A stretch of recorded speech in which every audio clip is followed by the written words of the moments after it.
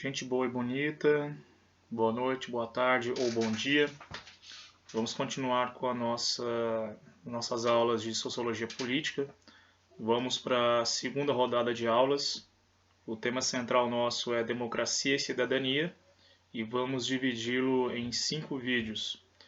No primeiro vídeo nós veremos sobre o que é democracia direta e democracia indireta ou representativa. No segundo vídeo nós veremos a primeira parte sobre o sistema de governo do Brasil, dando ênfase na divisão dos 3 poderes. E no segundo vídeo sobre o sistema de governo do Brasil nós veremos sobre o nosso presidencialismo, ou as características da nossa república presidencialista, as funções do presidente da república e uma característica, digamos, peculiar do nosso presidencialismo, que o qualifica como presidencialismo de coalizão. No quarto vídeo nós veremos a primeira parte sobre cidadania, que é um conjunto de direitos e deveres que nós, como cidadãs e cidadãos, temos em nossa sociedade.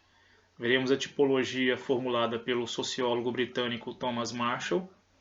E o quinto e último vídeo, que é a segunda parte sobre a história da cidadania, veremos um pouquinho sobre a cidadania no Brasil, onde o cientista político e historiador José Murilo de Carvalho, no livro Cidadania no Brasil, ele analisa a cidadania brasileira a partir da leitura do Thomas Marshall, mas ele percebe que no Brasil a lógica da cidadania ela é invertida. Depois veremos com mais detalhe. Primeiro precisamos diferenciar, primeiro explicar o que é democracia, a origem do conceito, e depois diferenciar o que é a democracia direta da democracia indireta, também conhecida como democracia representativa. Pois bem, a democracia, o conceito de democracia, surgiu na Atenas clássica, na Grécia Antiga, entre os séculos 5 e 4 a.C. Democracia nada mais é do que o governo do povo. Mas que povo era esse que participava diretamente do governo da polis ateniense ou da cidade de Atenas, que se reunia na ágora, na praça pública, e deliberava e decidia sobre as questões de governo e questões gerais da cidade? Esse povo não eram todos os habitantes da polis ateniense. Esse povo que governava a cidade, esse povo que exercia a sua cidadania, que tinham os direitos e deveres de participarem do governo da cidade, eram somente homens nascidos em Atenas, filhos de pais e mães atenienses e maiores de 18 anos, ou seja, que já tivessem prestado suas obrigações militares e já eram considerados legalmente adultos. Então o sujeito tinha que ser nascido em Atenas, filho de pai e mãe ateniense e maior de 18 anos para ser qualificado como cidadão e participar da vida política da sua cidade. Dessa democracia direta ateniense não tinha participação de mulheres, nem mesmo as mulheres atenienses.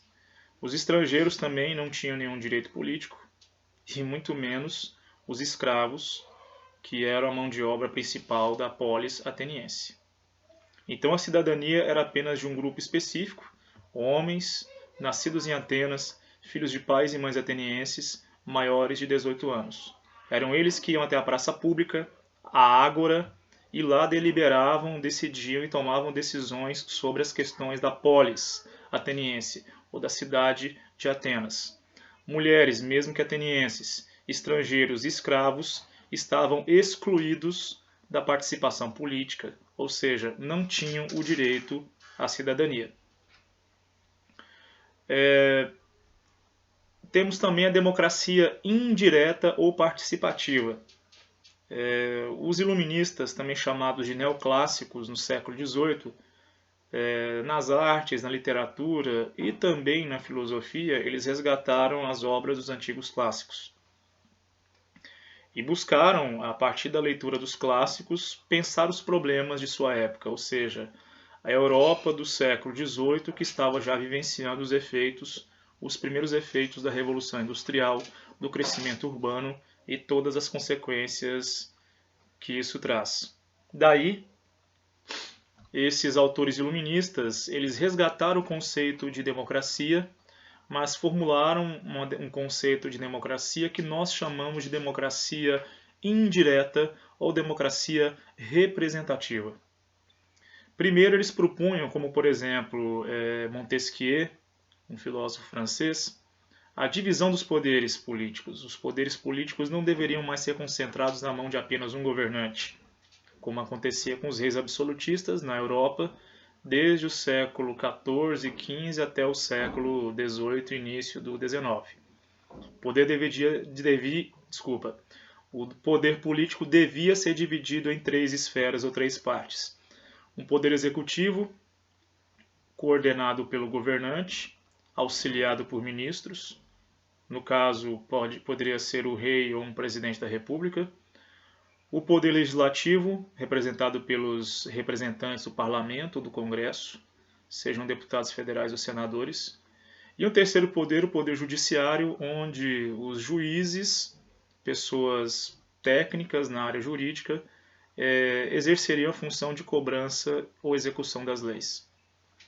Mas, na questão da participação política propriamente dita, haveria aquilo que a democracia indireta prega e que um cientista político estadunidense, Robert Down, desenvolve, que a democracia indireta entendida como poliarquia.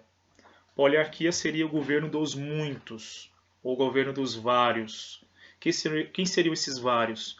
Todas as cidadãs e todos os cidadãos de um país. Então, essas pessoas teriam o direito à participação política ampla e irrestrita em todas as questões do seu país.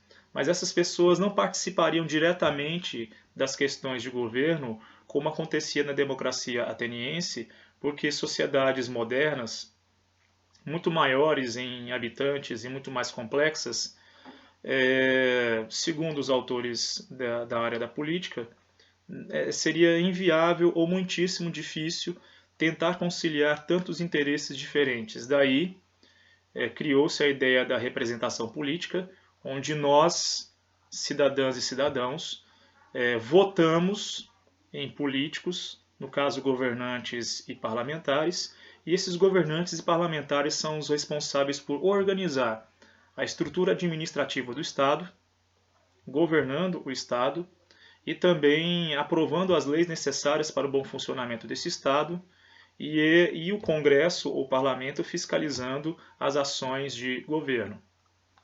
Então, a participação política seria ampla, mas através da representação política, ou seja, nós elegeríamos políticos, governantes e parlamentares para que essas pessoas tomassem as decisões políticas e legislativas de acordo com os nossos interesses, pelo menos em tese.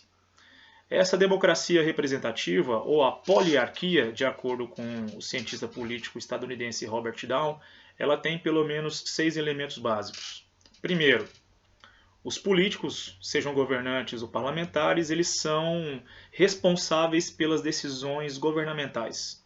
São eles que administram, são eles que criam as leis, são eles que colocam em prática as leis aprovadas pelo Congresso e decididas em comum acordo com o governo. Um segundo elemento seria as eleições periódicas para o governo e o parlamento, e essas eleições deveriam ter um nível mínimo de coerção, ou seja, um nível mínimo de pressão ou de obrigação para que as pessoas fossem levadas ao voto. Temos uma polêmica no Brasil ainda hoje, se o voto é um direito, porque a pessoa é obrigada a ir votar. Nós entraremos nessa polêmica depois. Mas na democracia ou na poliarquia do Robert Down, as pessoas elas deveriam ser pouco coagidas ou deveriam sofrer um mínimo de coerção para que pudessem participar das eleições como votantes. O terceiro elemento é a universalização do direito do voto e de ser votado, ou seja, todos nós, cidadãs e cidadãos do país, do nosso Brasil, por exemplo, temos o direito, a partir dos 18 anos, de nos candidatarmos a governantes e parlamentares, como também temos, antes disso, o direito de votar. Nós votamos, elegemos, através do voto, os nossos governantes e parlamentares, mas também nós podemos nos candidatar a sermos governantes ou parlamentares. Um quarto elemento é que na democracia indireta ou representativa, mas segundo o Robert dá uma poliarquia, deve haver livre expressão de assuntos políticos sem nenhum tipo de restrição ou censura. Livre expressão de qualquer assunto relativo à política, principalmente aqueles assuntos que contestam, que divergem e criticam as ações governamentais e as ações parlamentares. Então, todas as pessoas, em qualquer ambiente, em qualquer momento, são livres ou deveriam ser livres para expressar suas expressões políticas, para fazer suas ponderações, inclusive para fazer suas críticas ao governo e ao parlamento, sem sofrer nenhum tipo de coerção ou intimidação e muito menos censura. Um quinto elemento é que na poliarquia nós temos o direito de dispor de fontes alternativas de informação. Não podemos ficar presos somente às informações governamentais ou parlamentares, aquelas informações divulgadas pelos meios de comunicação do governo ou do parlamento. Nós podemos e devemos ter, é um direito nosso, de termos o máximo possível de fontes diferentes que divulguem essas informações, comprovando-as ou contestando-as. Podem ser os meios de comunicação oficiais do Estado, como, por exemplo, as TVs públicas, controladas pelo governo e pelo parlamento, seja a nível federal, estadual ou municipal, mas também temos direito a uma imprensa essa seja de telejornal, radiofônica ou televisiva, que investiga essas notícias divulgadas pelos poderes governamentais e parlamentares, comprovam ou contestam. Então nós temos o direito de ter outras fontes de informação. Nos últimos 20 anos aqui no Brasil, com a disseminação e a massificação da internet, nós tivemos a ampliação da oferta ou do volume de informações. Nós tivemos outras fontes de propagação de informação, que são as mídias sociais, e elas avolumaram exponencialmente o volume de informações às quais nós temos acesso. Então, isso é um direito que nós temos. Fontes alternativas de informações, não somente aquelas do governo e do parlamento, da TV aberta, das emissoras de rádio, dos jornais impressos e também das mídias sociais, que têm um papel importante em divulgar informações.